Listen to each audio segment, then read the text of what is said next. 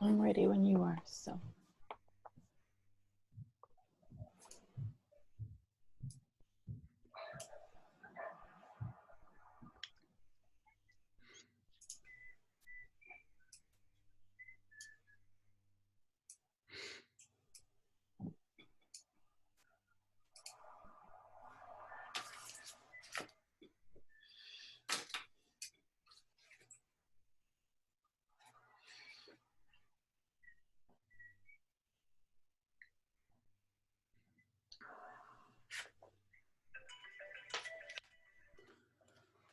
Okay, well, Greenwich time, it's 11 o'clock on the Pacific coast. Okay.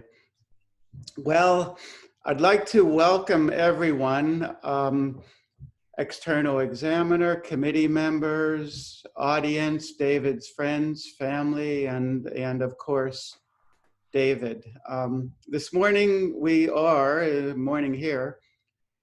here assembled for David's master's thesis defense, oral examination. David will present his thesis in about 20 to 30 minutes, at which point then we will move to the examination phase. For the examination phase, we'll begin with the external, Dr. Gillian Code, then we'll move to the committee and we'll begin committee's questions with Dr. Wayne Ross, then move on to myself, Stephen Petrina, and then after that, probably about 15, 20 minutes apiece for all of us. We'll then open up questions for the audience, and then we'll unmute the audience and see what questions you might have for David. So I want to remind you, any other external devices, you know, your phones and things, please mute those so we don't have those interruptions. Yeah, I don't have much more to add. It's really exciting to be here. I hope everyone is well. And so, David, how about if we turn it over to you, 20 to 30 minutes? Okie dokie. Thank you so much. All right, let me just open this up. There we are. And away we go. Okay, so this is my presentation. This is my thesis. Message me when you land, tourism and hospitality students, distance relationships with friends, family, and devices. So again, I'd also like to welcome, thank you, Stephen, so much for all of your help through the whole process of making this thesis, all the edits, all the help that you've given me. The support has been... We paused just a second. Jillian, are you back?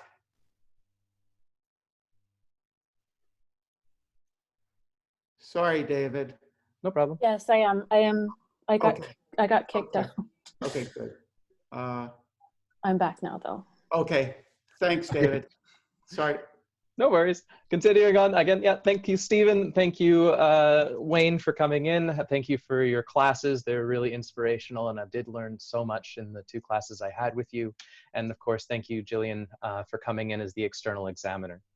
Lastly, I just want to also thank all my family, friends, and colleagues. It's amazing that all of you joined in for this Zoom call from all over the world. So thank you so much for coming and supporting me through this.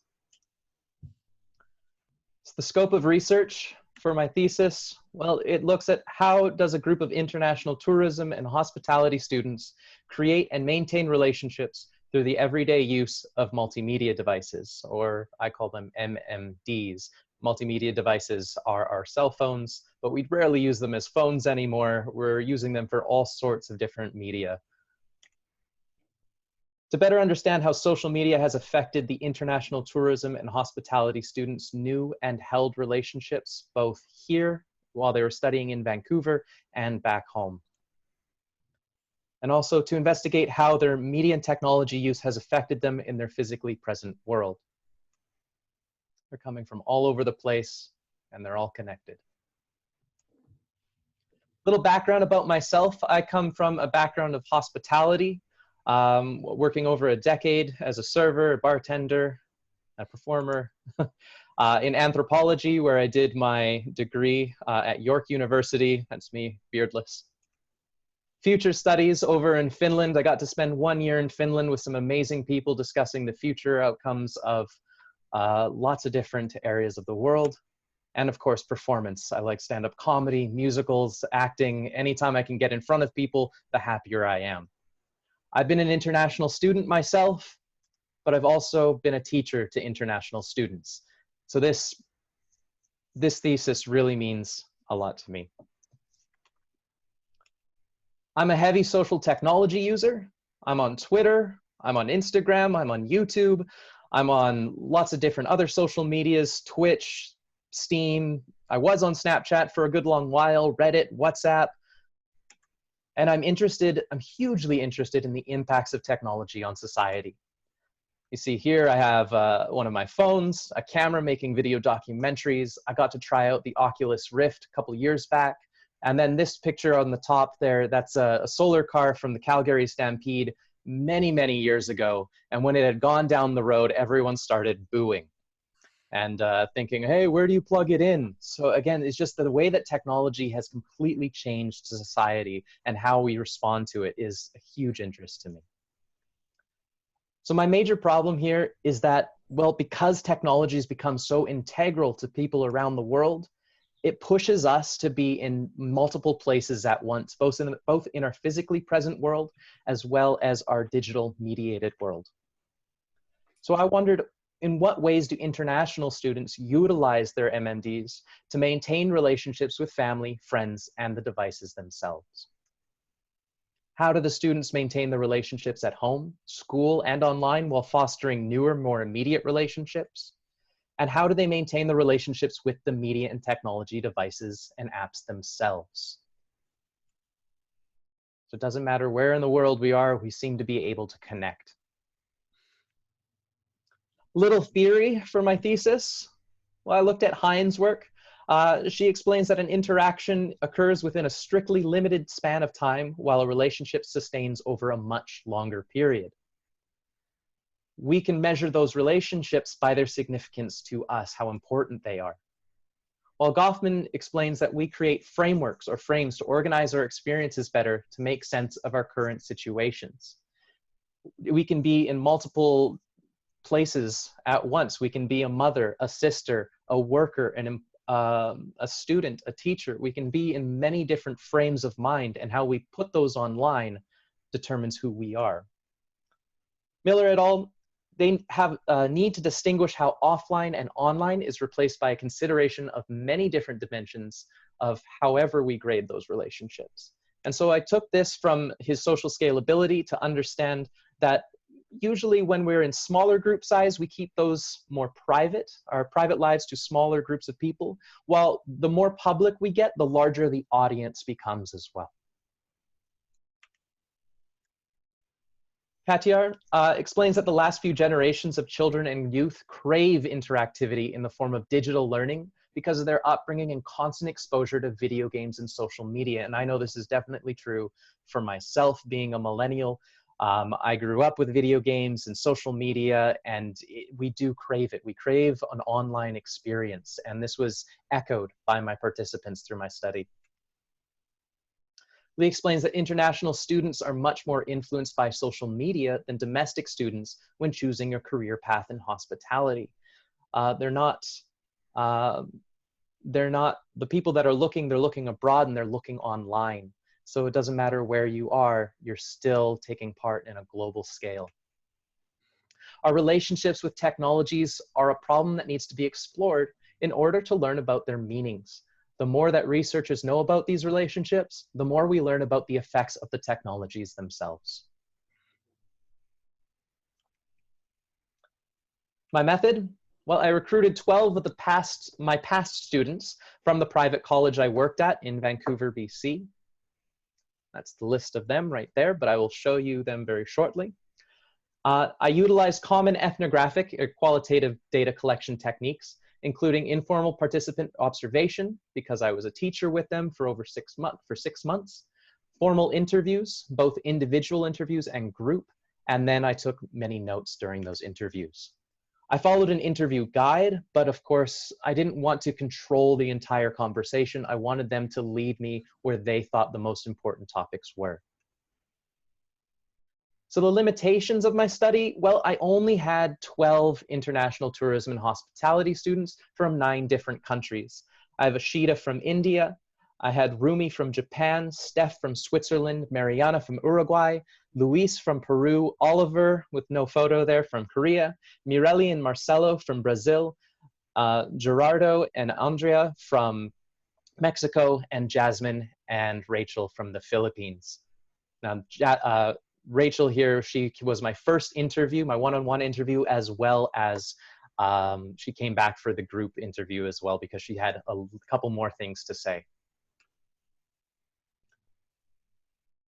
Now, I'm going to go over 4 themes that I came to in my research. They are shifting time and space constraints, necessity versus habit, online identity, and influence in marketing. So first, I'm going to go through the shifting time and space constraints.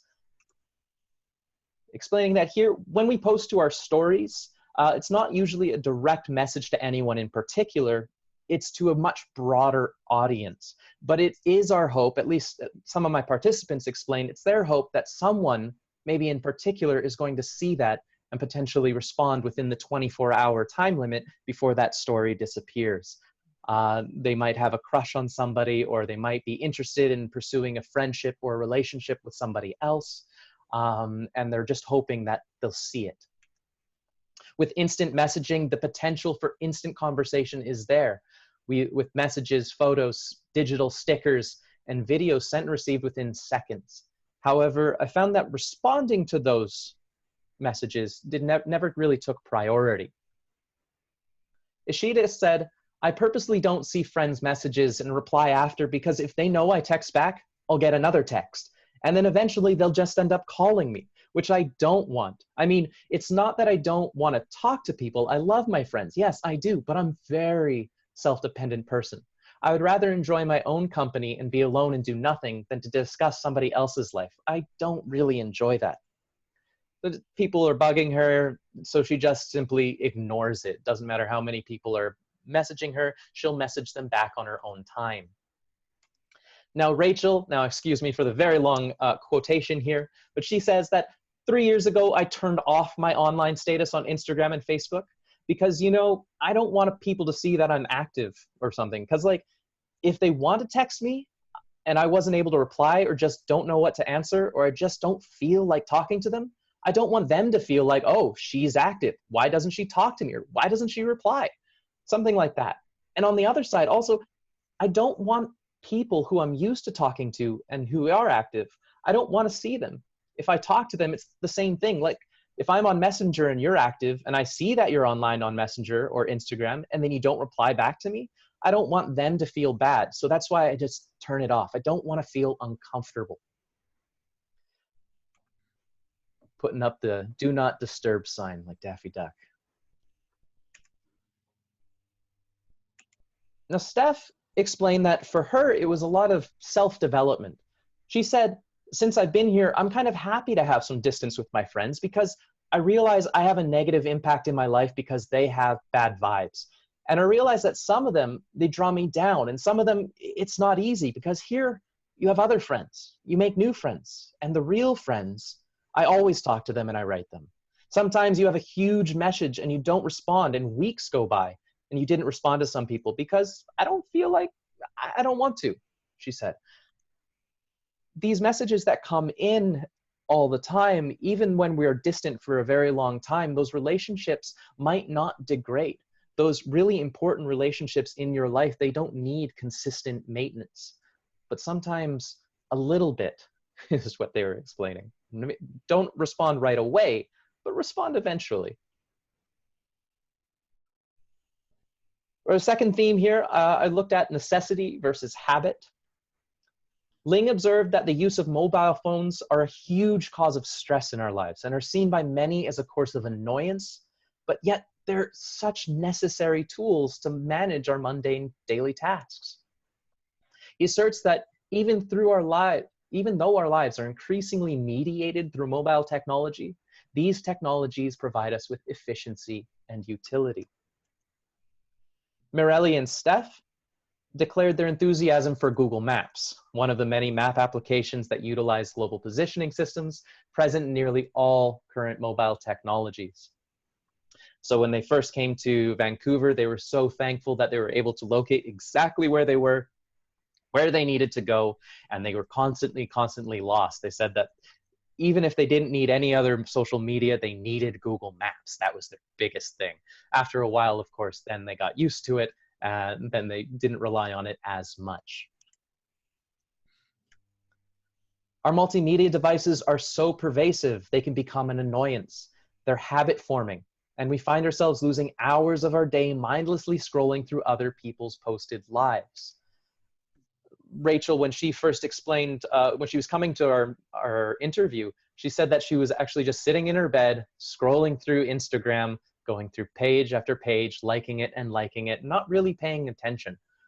So this constant draw into our technology, but the need to separate is the Goldilocks zone. It's not too hot, not too cold. It's just right. We feel like maintaining multiple relationships stretches us thin, and developing those many strong and meaningful relationships is difficult when we cater to our ever-expanding networks. So sometimes we just have to say, stop, that's enough internet for today.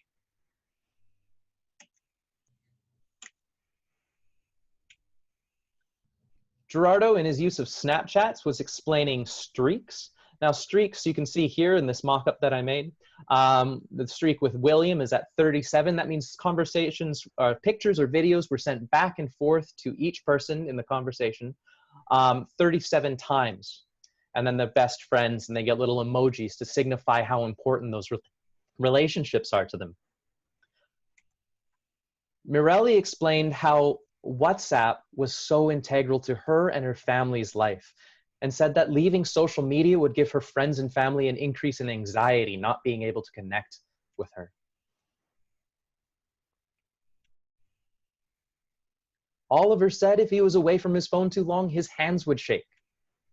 Rachel said if she could not imagine what it would be like without her phone because it was always charged, always. She had an external charger in her purse at all times. And Luis from Peru said that he could live without his phone, but it's on for up to 65% of his time awake, apart from sleeping and working. My participants continued to tell me how often they felt the need to escape further into their digital realms than ever before. But it also felt like a lot of the time was spent on their smartphones was mindless and simply done out of habit. What they really wanted was they just wanted to be connected to each other, connected to information, connected to a different world. The third theme that I looked at was online identity. Now, online identity is the idea that we capture moments of ourselves to share with others on social media. And not always because we want to seek fame. Sometimes we just want to let our friends and family know that we're doing well for their sake, or at least appear to be. Morelli explained that the type of life you put on for others to see on social media is only ever the best bits and never the worst. And this was echoed again by almost all my participants. Nobody wants to post the negative to their social media. Even if things seem like they're going really poorly, they'll just say that it's fine. It's fine. Learning how to publish oneself and further contribute to your online identity becomes essential to some for strengthening those ties online. How we present ourselves online allows us to interact with preferred audience and strengthen ties in what I call the accessible world. However, for others, by trying to represent ourselves in a certain light, we can mislead people into believing we are someone who we're not. Now, I did this video project back at UBC in one of my classes. I'll just share a couple clips with you demonstrating this. You're right. Speaking of which, actually, I would like to update my dating profile. As you can see, that's definitely not me. I work hard during the week and like to let loose on the weekends. I'm spontaneous and like to keep adventure in my life. Up for anything. Whoa, you're not actually trying to catfish people, are you? What? So when I say catfishing, Catfishing means to lure somebody into a relationship by means of a fictional online persona. Now, if I put on my dating profile that I look like this, and then I showed up looking like this, there would be probably some disappointment, probably some anger that I was lying to somebody's face. Louise says that a person can post a picture of a car that they see in the street or of an expensive watch they tried on to give the impression that they're very well off. Some could make the occasional post of what they're making to eat, like from a meal prep service, to give the impression that they're quite an excellent at-home chef. Steph furthered this, and she said that it seems like everyone's just pretending to be happy, to pretending to have the perfect life, that the pictures are not real. I mean, I always try to not put filters on or something like this because I don't know, it's too much. She said it's too much. No one on social media is truly themselves. The last theme that came up mostly sprouted from my group interviews, where we were exploring how sharing our interests and receiving validation by our peers, we gain that desire to post more and more content. If more likes come in, we see ourselves as being validated, so we're going to post more. We create a brand. That brand becomes our identity, and we don't want to lose that. At least in my Instagram, for example, I only post pictures of some of my better modeling pictures or my hiking pictures. And that's kind of my brand. I want people to only see me as that, not really anything else. Participants themselves were swiping through posts, feeling not entirely emotionally invested, but they still wanted to show support of the post. They would sit there and they would look up and they would scroll and they would click and they would double click, making sure that those likes got passed so that they were feeling like they were helping the other person or they were contributing to their validation. So here's from Dumb and Dumber. We got Jim Carrey handing out some likes. There you go, there you go, there you go. Mariana, Rachel, Jasmine, Andrea, and Marcelo acknowledge that the things that are often marketed to them are things that they have an interest, they do have an interest in. And quite often they'll double click on those ads just to learn more about the product that's been targeted to them. If they do make that purchase, they said they were also likely to showcase it further by posting it to their own social media profiles. This further extends the influence or that brand's influence into their social networks. This is an example. Lots of different companies, they like to do giveaways, and all you have to do is like this post, tag a friend in the comments, and both of you and your friend must follow the account. Our social circles often involve others with like-minded aspirations, goals, political sentiments, skills, or thoughts. And we are oftentimes marketed products we think we need or are sentimentally told we want to hear about. If we use hashtags to attract larger audience in our posts, we're attempting to attract those with similar mentalities. But if we disagree with somebody's post, it's really easy just to unfollow or block the other person's viewpoint. This is part of how we build our relationships both on and offline. Another GIF here of someone seeing extra happy about receiving likes on different social media platforms. In conclusion, my participants said that they use their social media a lot more after coming to Vancouver.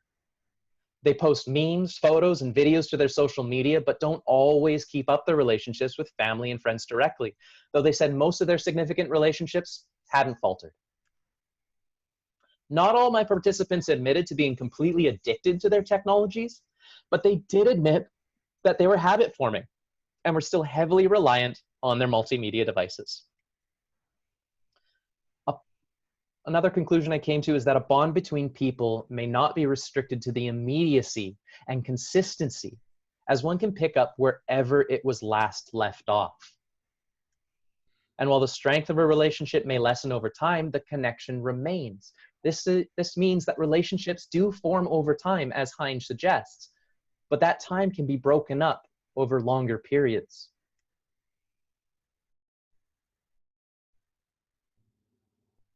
So, some implications. Well, social media and technology, mobile technology use, it really does help intercultural relationship building among the students. Educators of all levels should be aware of how students create, maintain, and destroy relationships via their multimedia devices. What we are subject to online can influence us to follow certain interests, and those interests might lead to inspiring new relationships. And we are also very cautious to keep many at a comfortable distance, thinking back to that social scalability, as to not partake too closely in our authentic private lives.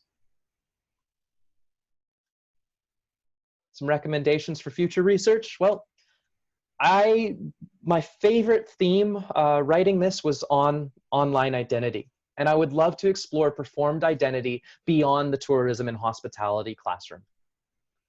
There should be more ethnographic research done in multiple field sites around the world, similar to the research done by Miller. I want to also look at other sectors of digital influence, explore identity politics on LinkedIn, TikTok, WeChat.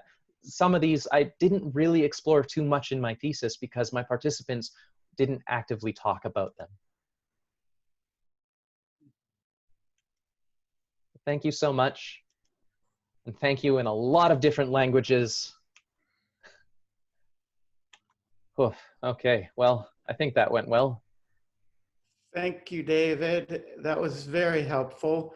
And we'll hold our applause until the end of the defense, if everyone doesn't mind doing that. And so at this point, we're going to ask David to get comfortable and everyone else to find a comfortable seat or a stand. And we'll move to the examination phase, and we'll begin with our external examiner, Dr. Jillian Code. Dr. Code? Right. Thank you, Dr. Petrina. So it was a very interesting thesis, David, and I really appreciate participating in any way that I can in looking at your work, and thank you for that. So I do have a few questions. And the first one is about the use of terminology. With respect to using, especially, well, there's a few, but especially the whole term multimedia devices. And as I'm sure you're aware, the vast amount of literature uses mobile devices as the kind of term to connect things. And so I was wondering why you chose to situate your work using multimedia devices. It was a term I heard quite some time ago, and I just really agreed with it. I took a course on cultures of the web, and my professor then, he just said, these are not cell phones, they are not smartphones, they are barely used as phones. The word phone seems irrelevant today. And they really are they access every kind of media that we use. Mobile devices, sure, it could be used as well. It's just the term multimedia device made a lot more sense to me, and has really since I did my degree in anthropology. I definitely agree with you with respect to what actually happens on these devices. I caution, however, the pervasive use of that, because you want to make sure that you situate your work within the larger body of literature, and using only multimedia devices as the terminology in which to do that, especially in your thesis title and any keywords that you use, would kind of limit its scope, and it would get lost, and the impact of your work would end up getting lost. So that was kind of one thing that that I was noting. Also, with respect to how you framed the work around using mobile devices, multimedia devices, and maintain relationships, you did mention, sorry, I'm going to be one of those people that says on page, all right, I'll open up my thesis. Just to, In your review of the literature on social media saying that can social media build deep relationships? Mhm. And this is a common question, although not the problem of this thesis, deserves attention. Yet social media is pervasive throughout your entire work. So doesn't your work really focus on the use of social media for connection? It does. It's mostly about maintaining those relationships and learning to develop the other relationships while they're here in Vancouver, while building relationships strictly online, from online to online without the in-person meeting, wasn't really a big focus in the overall thesis. Right. That was another thing that I thought might be maintain relationships, right? Again, using maintaining relationships with media and technology devices and apps. I would probably use social media for the same reason that I would recommend using mobile devices. Okay. So that, you know, how do students maintain relationships with social media and then you can save media and technology or, you know, multimedia devices. But I would primarily use the main thrust, what's more commonly known in the research literature to situate that part. I have a couple of other things, but I think I'm ready. I can pass it to Wayne, or excuse me, Dr. Ross. Thank you, Jillian. Thanks, Dr. Code. David, I enjoyed reading the work, and it was interesting for me because I had you in class and you were talking about these ideas and your experience as a tourism and hospitality instructor. And it was kind of nice to see it all come together in this thesis, which I think which is really well written and interesting. I'm going to ask you a couple of questions that are more like, probably more oriented towards extending what's in the thesis, but I'll start with actually a question about the time shifting and space constraints theme. Sure. And you noted that there were a number of your participants who, when they came to Vancouver, started using social media to increase an increased amount. Could you talk a little bit about, you know, what were the factors that came into play for these students? Of course, when they're coming to Vancouver, they need to talk to their family a lot more. Their family and friends from back home, they want to update them on their lives, what they're doing, and social media is the most accessible way that they can do that. But also when they're working in our group projects within the classroom, they started to form groups and they were trying to find a common medium where they could all speak. And that usually ended up being WhatsApp for group projects, Yeah. but they also used Instagram for their social relationships and developing that further. So that kind of leads to two other questions that I wanted to ask you about.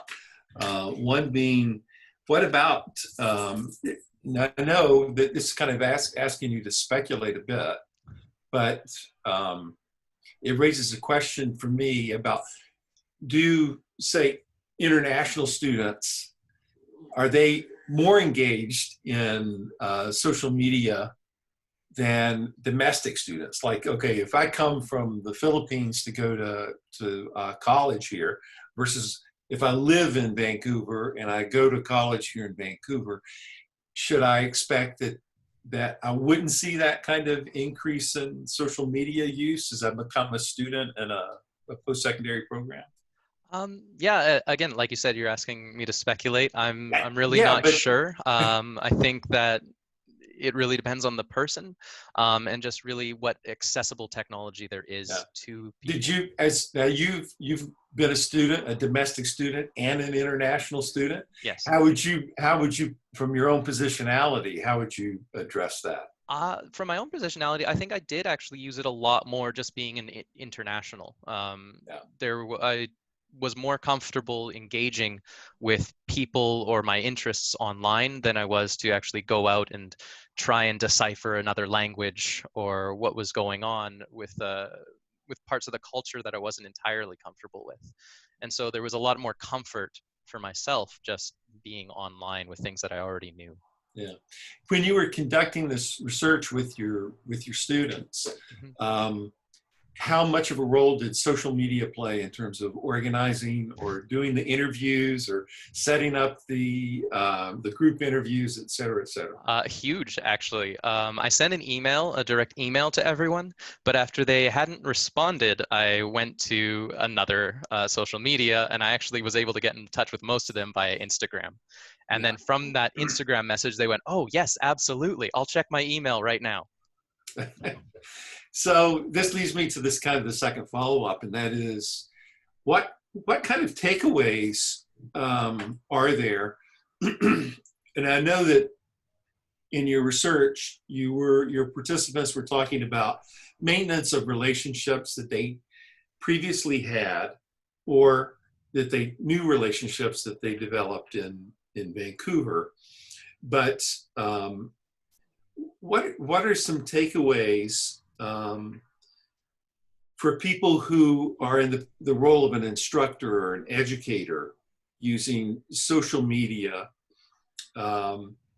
and extending or building relationships through that medium, especially in our current context where the reduction of face-to-face interactions between educators and their students is something that we're all, of course, seriously engaged with now. Do you have any takeaways on that? Not the personal relationship, but the teacher or instructor to student relationship and the use of MMDs and social media? Sure. I think that as an educator, I think it's really important that we are able to discuss digital literacy with the students, and that there should be a general comfort in using that technology. If someone is unsure of how to use it, the teacher themselves should be able to give a helping hand in furthering their understanding, or be open to new technologies, as the students themselves might have more experience in the newer social medias or the newer apps that are out there. So there's a university in Vancouver, a large university situated on the west side of the city.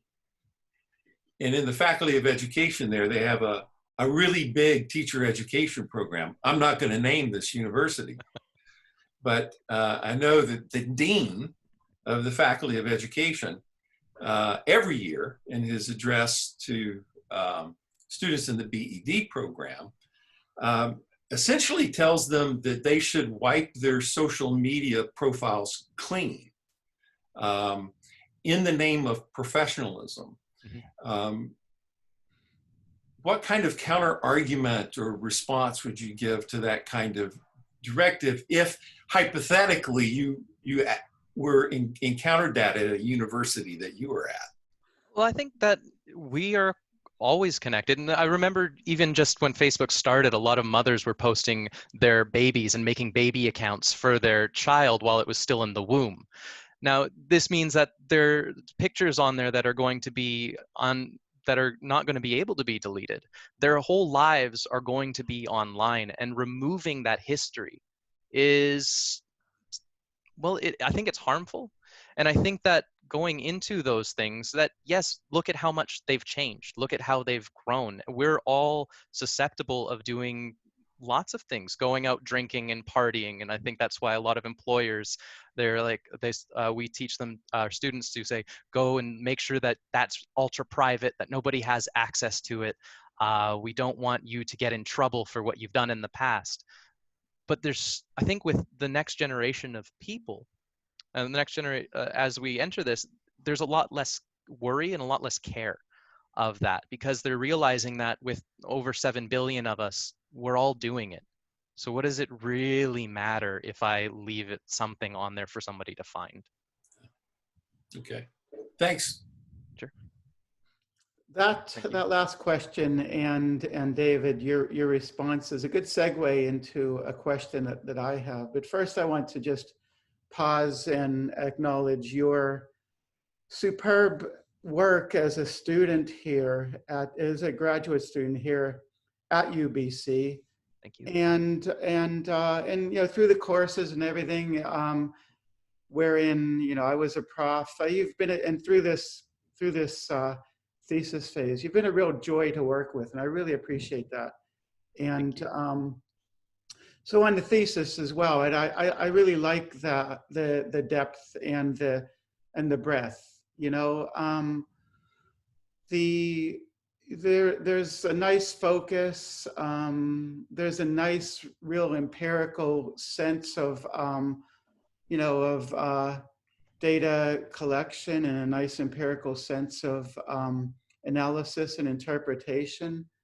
And I want to thank you for setting up this Zoom.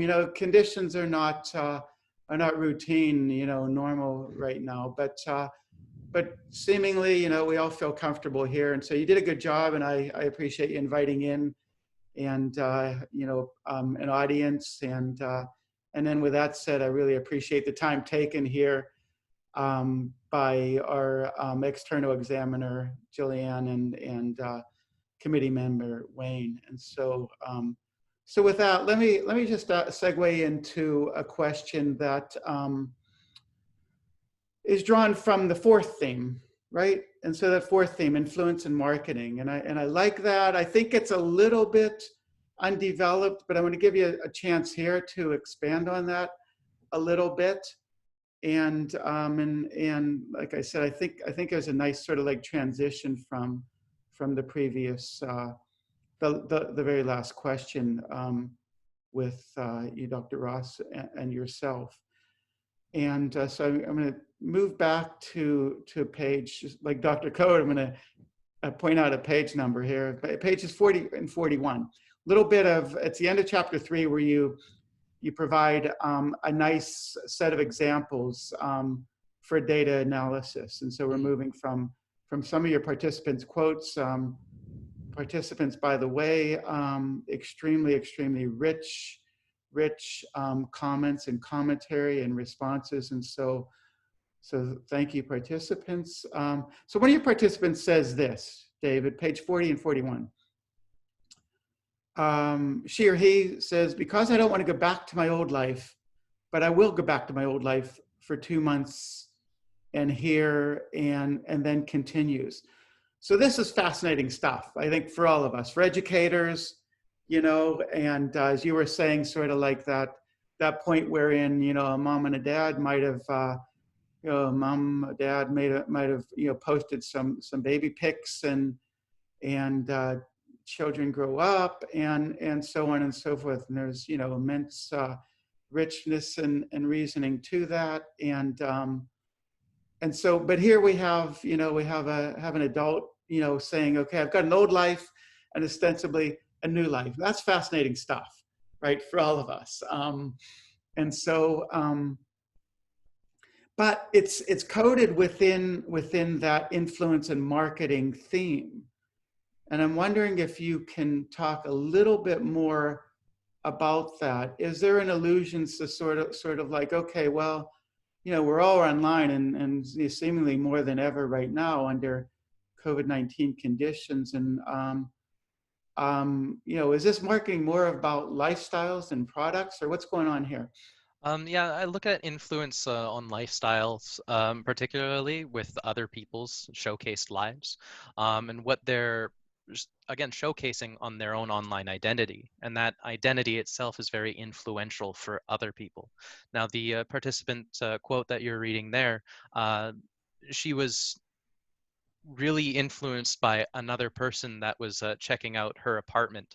And she was scrolling through her Instagram, just seeing what she was doing in her life, and then really had this whole life set out for her that's kind of where she was going anyway.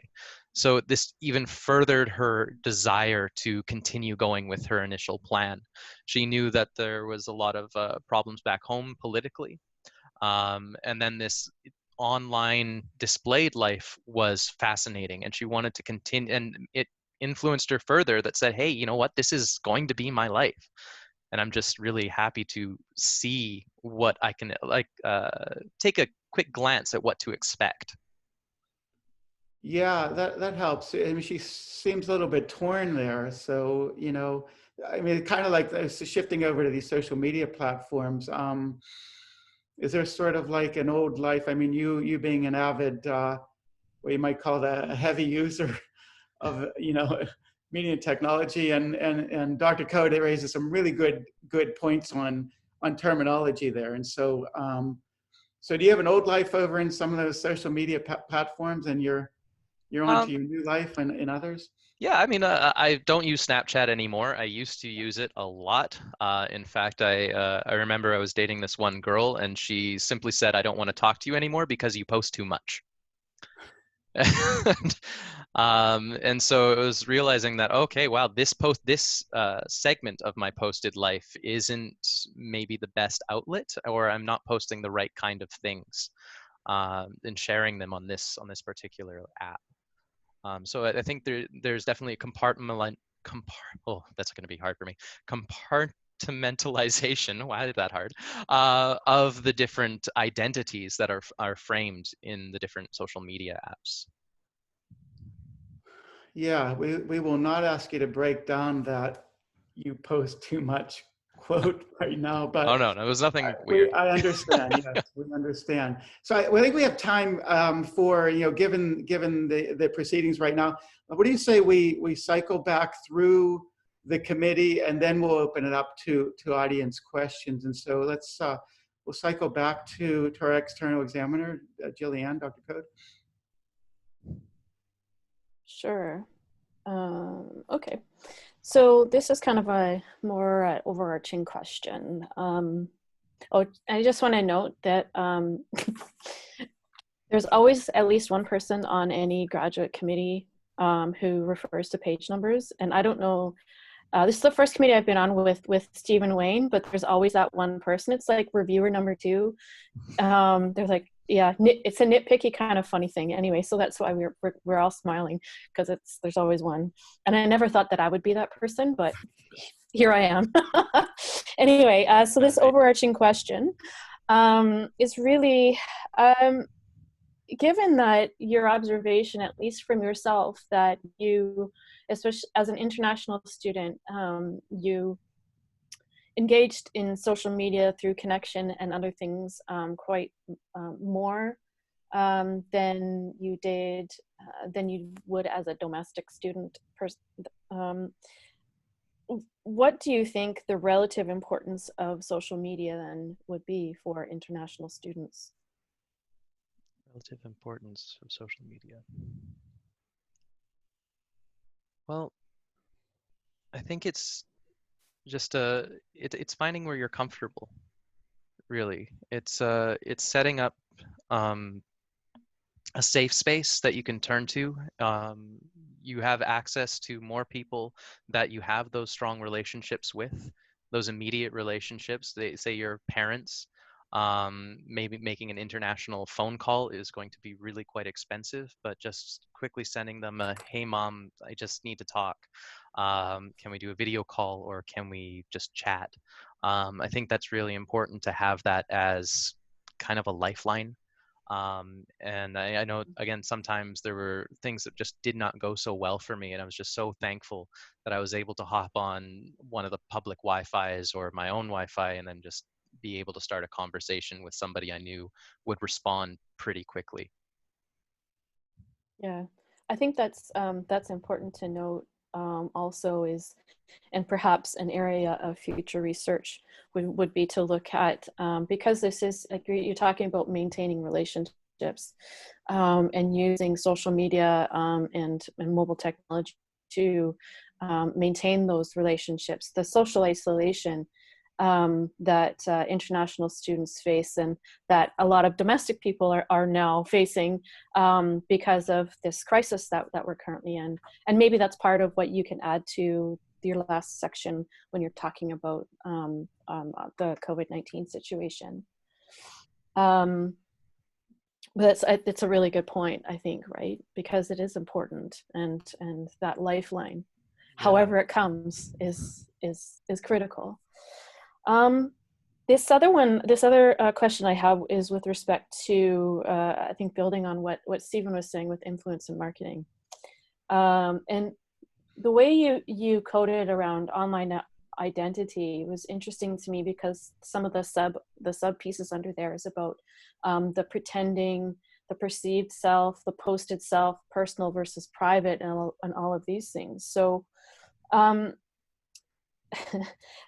wonder what your thoughts are about the online identity, the one that we project, is the perceived self versus the real self, and what role that plays in influence and marketing.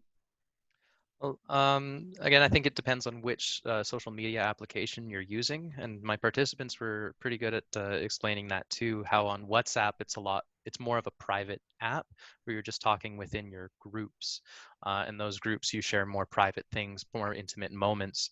But while you're going onto those larger, those bigger ones like Instagram, which all of the students were using, they were again only posting what was real. What was good, what looked to be nice, and their responses to them were just to see who would reach out, who would actually have that discussion with them, and if it was again positive, it was just a quick like or something. It usually went unnoticed. But if there's an actual conversation that began, that's the private conversation becomes the more intimate one, where the true self comes out, rather than the posted self being just what's actually going on, or what's you want people to see. Sorry. Yeah, absolutely. I think that in and of itself is also a finding, in that there are certain channels, certain avenues that particular that people use for certain things. Mm-hmm. So, and I think that would be something to distinguish because I mean, people always talk about, like, you always hear about the Instagram life, right? Like how, oh, see, this is my apartment, you know, and everything is perfect, and everything is, you know, everything is Kim Kardashian awesome, right? And we know that that's not real, but people know that going on, right? Going on to Instagram, that's what that platform is often associated with. It might not be true for everyone, but generally, right? So I don't think there's a lot in the academic literature anyway, talking about how different applications are used. And maybe this is an extension, you know, building off some of the data that you've collected here. I don't know what your outlets are, how you want, if you want to publish this work, or what you want to do with it next. But that would definitely be something that would interest me, in what the whole idea of the perceived self, an online identity, and the different avenues. Sure, and talking even further, going on to expectation versus reality. A good example I can think of is wrestling. Where everybody really, we know it's not real, but it's still a source of entertainment. It's still something that we enjoy seeing. It's a crazy dance on stage. Yes. But okay, so saying that, I'm gonna say they're still athletes. Yes, of course there are. Right? Excellent. I think that's all I have for now, Steve. Thanks. Thank you, Dr. Code. Thank you. I want to follow up on Julianne's comments just now. I think that is a finding, and something that you could think about and develop further, because the online self, or the online identity, for many people is it's multiple identities. And they're not all equally accessible. And people are exercising various kinds, you know, for whatever reason, different kinds of judgments about who to allow to have access to particular kinds of identities that they're performing or presenting. And I just think I think that's an important issue to dig further into. I'm not suggesting that you need to do that for this thesis, but I do think it's an important topic that needs to be explored in this line of research. You know, I was thinking about my own use when Julianne was talking. I was thinking about the way I'm not on as many platforms as you are, but my online self on Instagram is very much driven by whiskey. And my Twitter, well, I have more than one Twitter account, but the Twitter account that is identified with me is wholly professional and oriented towards critical politics, education, higher education. There's rarely anything that's frivolous that's on my Twitter account. My Facebook account is very small compared to my Instagram and to my Twitter account. And one of the key principles I use on Facebook is if I haven't seen you face to face, then you're likely not a friend of mine on Facebook. Probably the most personal, the most open and honest representation of who I am in all of its different forms, right, is kept close. I think that's really interesting topic to think about and to try to understand the way people make those decisions.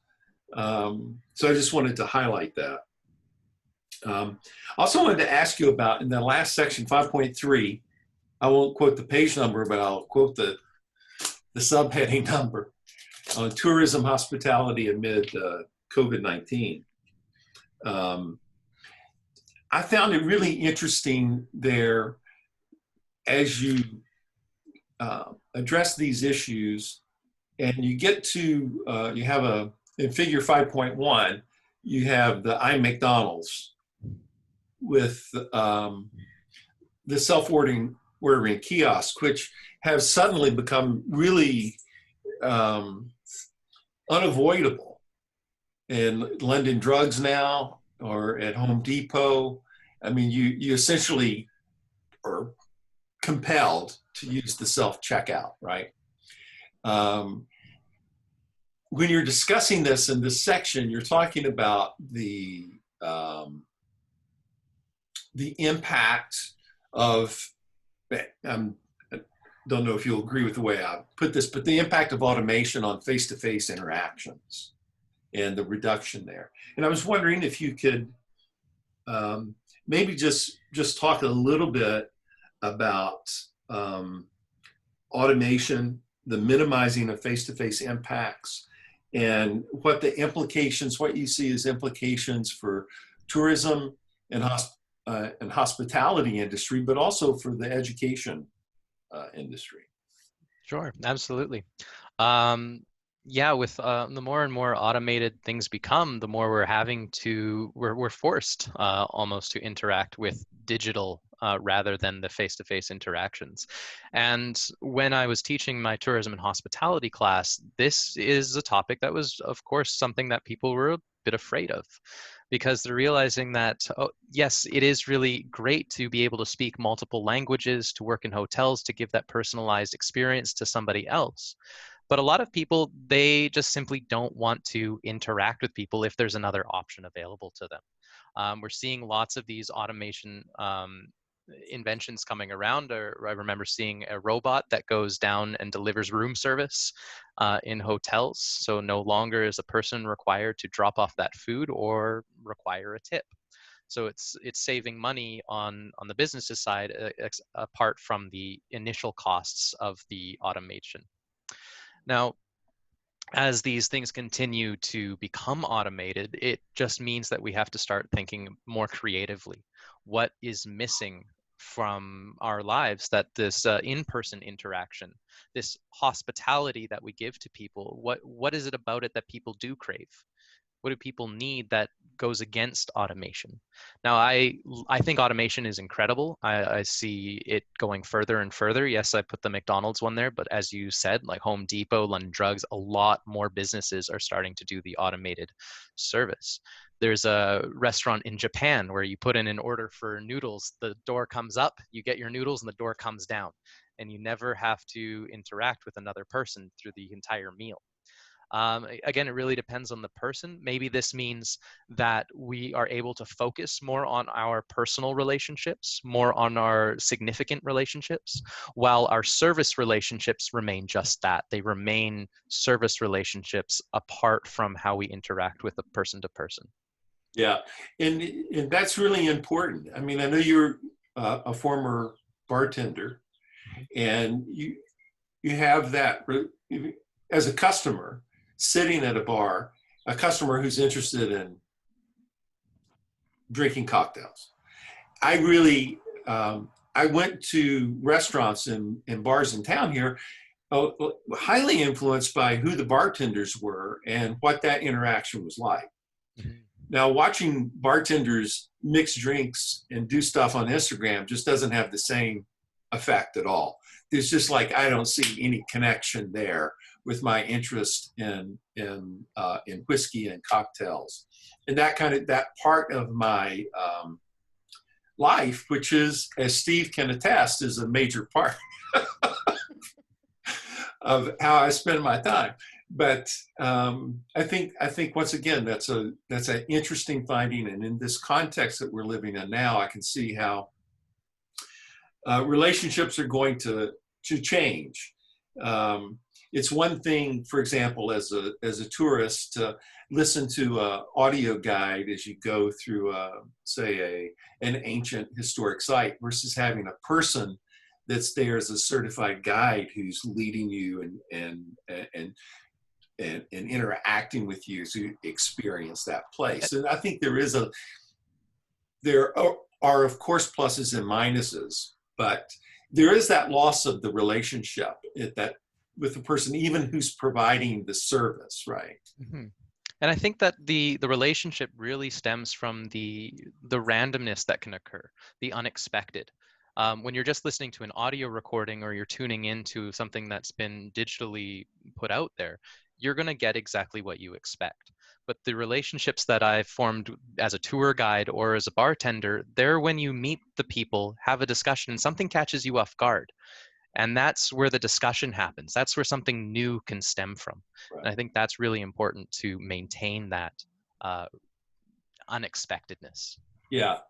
Just as the last thing, I wonder now at the end, having done the thesis, was there anything that that came out of this research that you would label as unexpected, or was there something that you expected that you would find that didn't show up? Well, with each of the themes that came out, there were a lot of things that I had already thought about, for sure. I have an interest in technology as a social media user. I guess one of the most interesting things I found was that a lot of the students were actually curious about the ads that were targeted to them. Yeah. That was something that usually I just scroll through it. I'm not really interested. And then I thought about it, and I'm like, actually, yeah, I've ordered like 3 things from an ad myself. But it was only because they had brought it up, where they're like, oh yeah, well, you never know, right? Yeah. Okay, thanks. Thank you. Thank you, Dr. Wayne. Thank you, Jillian. Thanks, Wayne. Yeah, just an aside comment here. I needed a little Bluetooth speaker. Had troubles with my old jawbone, and so I had to go down to Best Buy, the big Best Buy box store down on. I chose to go down there, really pick it up. Actually, I had something to exchange, which took me to Best Buy. So I get down there under these COVID-19 conditions last week, and that's the big one on Canby, down there by Canby and Broadway. And they're effectively mimicking these automated robotic systems, you know. You go down, if you don't order it online, you go down there, stand in line, tell them, you show them, you know, on your phone what you want. Someone marches in somewhere, you know, in the store, picks it up, and you take about 4 steps into Best Buy, and you complete the transaction, and you leave, and it's, you know, one at a time. And so if that's the future of even the big box stores, we're in trouble. So at this point, I think, and we could come back to the committee if necessary, but how about if we open the proceedings up to any questions or comments from the audience, who's been extremely quiet. Which I appreciate for David the duration. their audio. And so, but thank you, audience. And so if you have any questions or comments for David at this point, please, you're welcome. We invite you. Hey, Alex. Hey, I have a question. Great presentation. Nice work, Dave. I was really struck by the thing that you were showing about Snapchat, where the student was just, or the person was describing how you have the streaks, and that's sort of like gamified communication, where you're actually like, you're kind of like getting a point score and even gaining some sort of achievement where you're like best friends because you have the higher streak. And I was just curious on if any of these people had sort of more thoughts on how they felt about that, how that, like, did they resent that as part of the sort of like generalized anxiety of digital communication? They did, actually, and that's why a lot of people stopped using it so much, because they realized how much it took from them to constantly participate in being like, oh, I have to send that picture. We can't lose streaks, because if we lose streaks, I'm going to be in trouble with my friend. Right. And it was almost like a rating system of who's going to be your best friend if you have the better streak. Right. And so a lot of my students actually don't use Snapchat, or the ones that did stopped because they realized how much it was taking from them, because it was almost like a forced habit, like they had to do it rather than being addicted to it. Right. And I don't know if you came across anything about this in your research, but does it seem like people are coming off of Snapchat in general for that, or do you think that's sort of more of a demographic thing, like an older group? It could be a demographic thing. Most everyone that I talked to was over 18, but I know that Snapchat is still hugely popular with younger students. Okay. That's all. Thanks. Thanks, Alex. Thanks, Alex. Anyone else? Anyone else of our audience want to enter a comment or provide? I have a quick question. Hey, David, thanks for this great thesis. Thanks, I just have a quick question regarding your methodology, especially because you have a background in anthropology. I would be interested, who's your role model or who's your inspiration when it comes to choosing your ethnographic approach, which I found really interesting?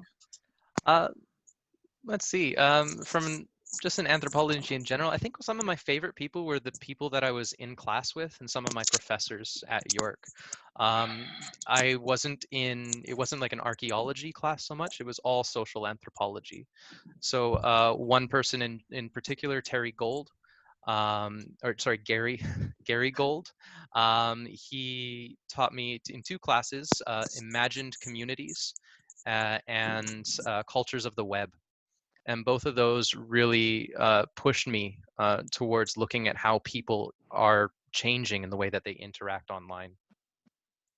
And what it means to be a part of a community without actually being a community. Yeah. Great. Thank you. Cheers. Thank you. Thanks, Fabian. David?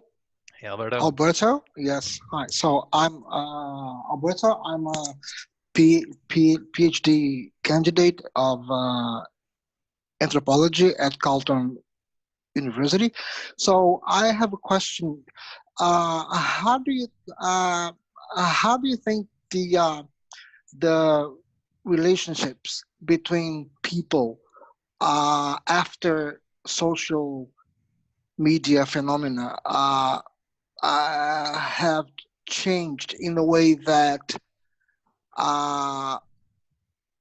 millennials and Gen Z have liquefied their love, quoting Bauman, Zygmunt Bauman. Do you think the liquefaction of love and of sex in through social media has affected somehow the relationships offline? Do you think it has any effect on it? Do you really think that sex and love have just become another consumerism good, just another commodity? And if so, how does it sound for you as a millennial? Do you agree with that love and sex have been liquefied in post-modern society?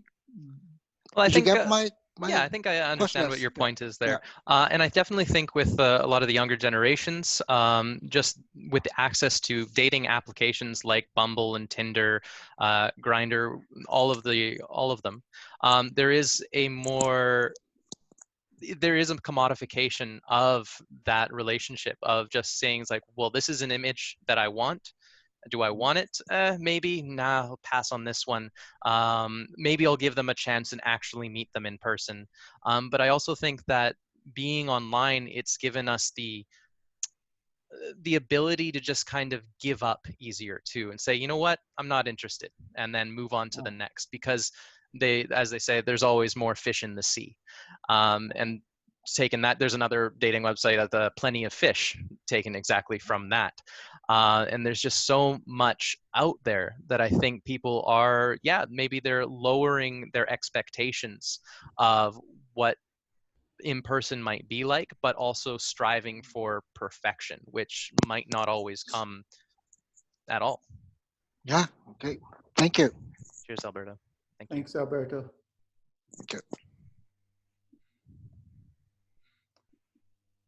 Anyone else in the audience?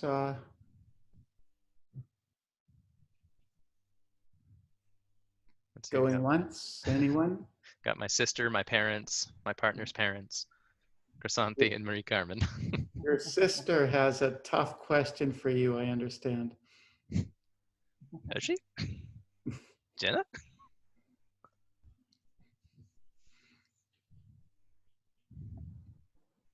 Anyone? Okay. Well, welcome again to family and friends, and thank you very much. Very excellent questions from our audience. And so, what do you say? We'll cycle back through the committee. If anyone else has another question, anything from our external. Jillian, is Jillian still online? Yep. Yeah, I am. Okay. I'm still There here. you are, Jillian. I'm still here. Not that you have to, but I'm just asking. Yeah. No, everything is good. I think yeah, I have other like notes and stuff, but I will I'll give that to you. So it's not just little things, whatever. But thank you. Thank you so much. Yeah, Wayne, anything? Brilliant. Thanks, Wayne. Well, David, then as we wind it down, just the fairly traditional, conventional supervisor's question: what comes next for David Wray? Oh, so many things. Well, because of COVID, I was laid off from my job as a tourism hospitality educator. But that doesn't come too much of a surprise, and also something that I eventually did want to grow from that position, because I do have more of an interest in technology and relationships and the research perspective. I was looking at a master's degree in Hamilton that focused specifically, a PhD program in Hamilton that focused specifically on culture, media, and technology as a possibility to apply for. Right now, I'm taking a free Python course from Stanford University online. And I'm also doing some HTML courses on Code Academy, teaching online courses on Coursera. I'm still constantly trying to figure out what's next, but I want to get more technical skills first. I think that's really important. Being in hospitality, as a teacher, these social things for me have always been really present and quite awesome for me. But one thing I know that I don't have a huge strength in is my technical ability. And that's something I definitely want to focus on for a bit before I continue on to a PhD program. But if I were to continue on, and I do want to, my initials are David Ross Wray, so it'd be Dr. Wray, which would be awesome. I want to create more media. I want to make more YouTube videos. I want to be more present online. And I think that educating through this medium is something that I think I can be really great at. Wow, we love the ambition. That's it's been a wonderful, wonderful defense, David. I want to begin by thanking the audience. Some of you staying up late, some of you waking up early, taking this time, supporting David all the way through. Thank you very much, audience. I want to again thank our committee, our examining committee, Dr. Jillian Code as our external, Wayne Ross, Dr. Wayne as my co-committee member, and thank you everyone. So at this point, what we're going to do, we'll give David a round of applause, because this now brings this part of the proceeding, the public proceeding, to closure. So thank you, David, and audience. Great work. And so now what we'll do, we'll close up our Zoom connection, and I'll ask the committee to just hang on, and we'll reconnect probably. How about if we reconnect over at FaceTime? This is in camera, off screen, and David. So we'll get back to you ASAP. So just hang on, relax. If everyone is heading down to the pub. You there, Wayne, mixing Negronis? There. Personal pubs. We'll put Wayne behind his bar. Thank you, everyone. So thanks again, everyone. And so Jillian and Wayne, just hang on. What do you say? We take a quick break, and then I'll call you on FaceTime. Okay. All right. Thank you guys so much. Thanks, Talk David. to you soon. Yeah. Bye. Thanks. Bye-bye. Bye.